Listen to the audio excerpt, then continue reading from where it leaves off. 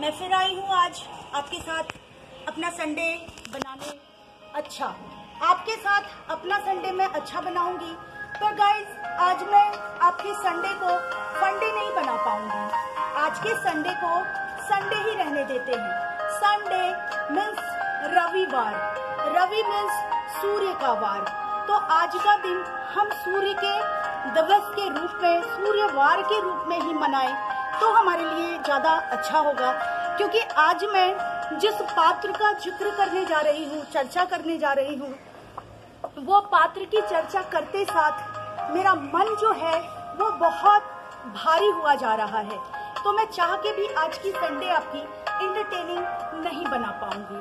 तो गाइज, आज की संडे को हम लोग फंडे से हट के थोड़ा सा और अलग बदल कर बनाते हैं और आपको कुछ वैसे पात्र से मिलाते हैं जिसकी चर्चा कभी मिट नहीं सकती, जो अजर है, जो अमर है, जो महाबली है, महादानी है और जिसका मेरे जन्म स्थल से बहुत बड़ा संबंध है। मैं आज आपके साथ जिक्र करूंगी दानवीर कर्ण का, महाबली कर्ण का, सूर्य कौंतेय पुत्र कर्ण का। तो गाइस, आज जो मैं ये आपके साथ चर्चा करने जा रही हूँ, इससे मेरा मन बहुत भारी होता जा रहा है। भारी क्यों? तो कर्ण मुझे पुत्रवत महसूस होते हैं। कर्ण को मैं अपने पुत्र के समान महसूस करती हूँ, क्योंकि मैंने जितने पात्र को देखा महाभारत के, और सारे में मुझे कर्ण पुत्र सा महसूस हुआ। और पुत्र की गलती हो भी तो वो पुत्र हमेशा क्षमा का पात्र होता है। तो इसीलिए गाइस, आज मैं आपको दानवीर कर्ण की बहुत सारी बातें बताऊंगी। पर सब बताने के पहले उनका जन्म, वो सूर्य कुंती पुत्र थे। उनका पालन पोषण हस्तिनापुर के सारथी ने, अधिरथ और उनकी पत्नी राधा ने किया था। और गाइस, सबसे बड़ी बात कि वो जो थे सूत पुत्र कहे जाने के कारण जीवन भर दुखी रहे, और दुखी रहने के कारण उनका पूरा समय, पूरा जीवन जो है वो एक तरीके से बर्बाद ही होता चला गया।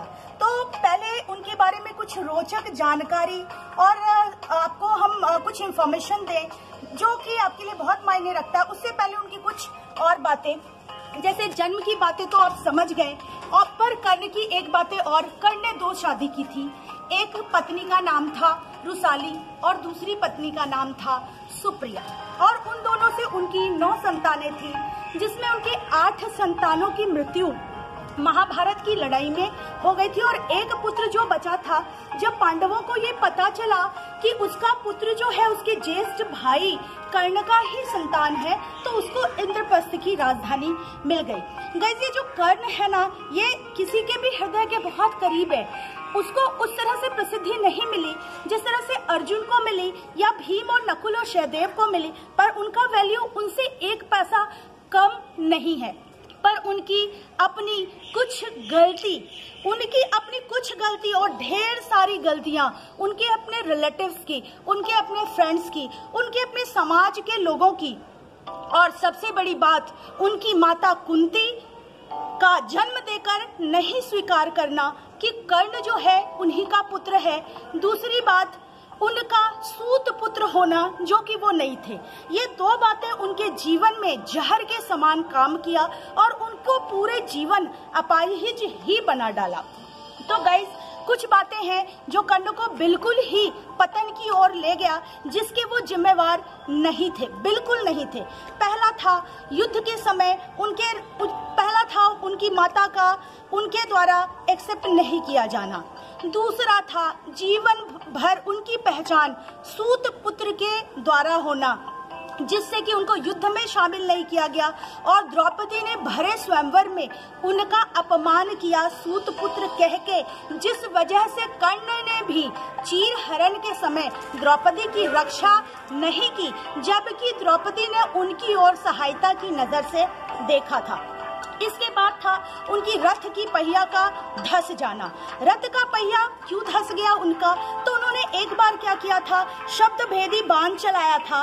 वो शब्द भेदी बाण क्या था, तो वो शब्द भेदी बाण था कि जब वो किसी जंगल में अपना इस बाण का प्रैक्टिस कर रहे थे, अभ्यास कर रहे थे, तो उन्होंने एक गाय के बछड़े को मार दिया था। तो ब्राह्मण ने उनको शाप दिया था, जब युद्ध का समय आएगा तो तुम उस समय अपनी विद्या का प्रयोग उसी तरह से भूल जाओगे और दूसरे काम में छटपटाके लग जाओगे जिस तरह से ये बछड़ा लगा हुआ है।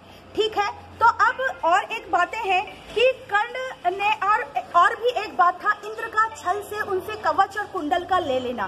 दान करते समय कर्ण को मालूम था कि इंद्र छल करने आए हैं, लेकिन उन्होंने अनजान बनकर उनको कवच और कुंडल दान कर दिया। यहाँ पर कर्ण की थोड़ी सी बिना विचारे वाली कहावत काम आती है, बिना विचारे जो करे। कर्ण को मालूम था, लेकिन उन्होंने अनजान बनकर अपना कवच कुंडल दान कर दिया, अन्यथा उनको इस पृथ्वी पर हराने वाला कोई हो नहीं सकता था। तीसरा था उनका सबसे बड़ा बात, शल्य की गलती, शल्य का गलत मार्गदर्शन। ये शल्य कौन था? शल्य उनका सारथी था। और ये शल्य को कर्ण से क्यों प्रॉब्लम था?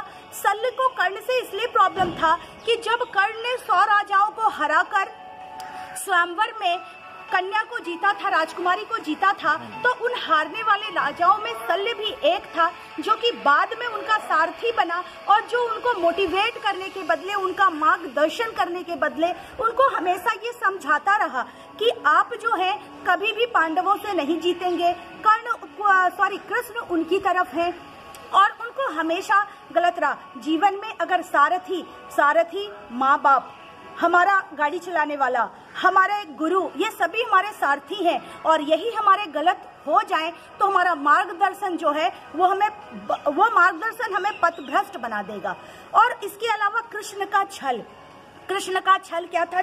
कृष्ण का छल था कि उनसे उनकी सारी पुण्य को मांग लेना। जब हम किसी से उसके अच्छे कर्म को मांग लेते हैं, जीवन से हटा देते हैं, तो हर इंसान कुछ ना कुछ तो दुर्गुणों से रहता ही है। तो कर्ण का पाप उसको ले डूबा।